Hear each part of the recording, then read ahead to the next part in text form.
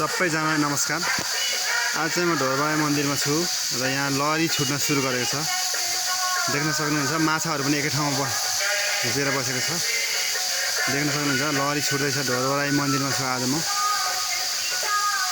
लहरी छुटेको यहाँको विशेषता भनेको नै एउटा पानीको आउने, पानीको भेल आउने र यो सम्पूर्ण पोखरीहरू एकैछिनमा भरिने र त्यसपछि फेरि आफै बन्द हुने रहेको छ।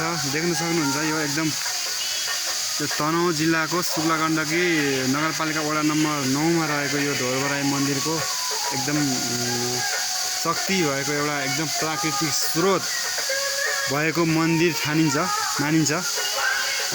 देख्न सक्नुहुन्छ अहिले एकछिनै पानी यो पहरा मुनिबाट पानी आउँछ।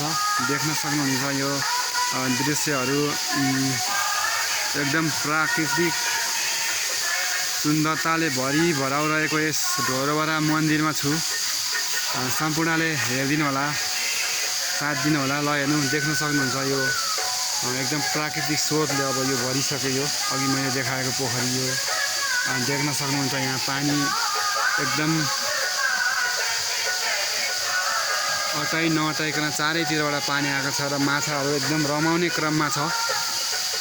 देख्न सक्नुहुन्छ।